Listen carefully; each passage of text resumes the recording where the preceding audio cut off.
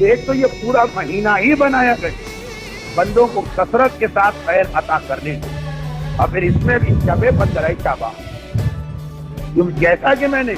اس سال میں جمعوں کی راتیں اور وہ بھی بہت کم، لیکن ان دعاؤں کی راتوں میں یہ 2 راتیں شب قدر اور شب 15 شعبان یہ دعاؤں کی باقی راتوں سے بھی الگ ہے۔ یہی وجہ اس کی فضیلت کے بارے میں ہمارے پاس بے شمار احادیث آتے ہیں، اور 1-2 حدیثیں تو ایسی جو اس رات کی فضیلت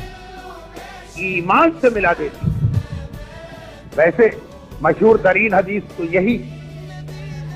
کہ معصوم نے ارشاد فرمایا کہ جس نے اس پوری رات عبادت میں جاگ کے گزارا،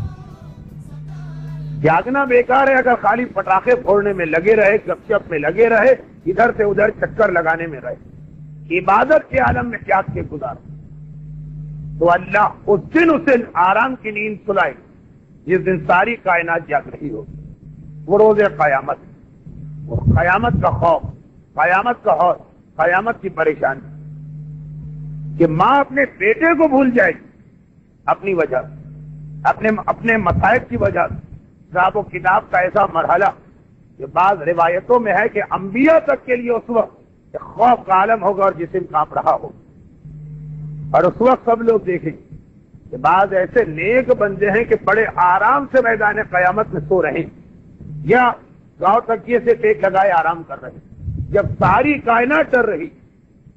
معصوم کی روایت کے مطابق جسے شیخ صدوق نے جامع الاخبار میں نقل کیا کہ خوف کی وجہ سے اتنا پسینہ ہر ایک کے جسم سے نکلے،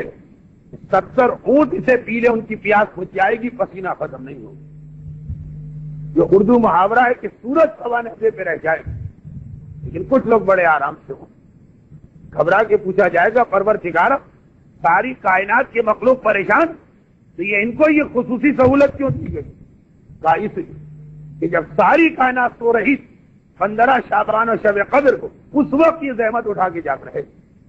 انہوں نے زحمت اس وقت برداشت کر دی، چنانچہ اب ان کے آرام کا وقت آیا۔ ذرا سوچ، یہ 1 رات سال میں اور شب قدر کی 3 رات یہ جاگ کے گزارنے کی کیا زحمت ہے قیامت کی زحمت کے مقابلے میں۔ لیکن پہلی بشارت تو یہ دی گئی کہ جس نے 15 شعبان کی رات عبادت کے عالم میں جاگ کر گزاری، البتہ لفظ عبادت عرفی، اس کا مطلب یہ نہیں کہ مغرب سے لے کے فجر تک 1 سیکنڈ میں انسان مصلی سے نہ ہٹے، یعنی رات کا اکثر حصہ عبادت میں گزرے، اس کے لیے یہ چھوٹی زحمت بلکہ قیامت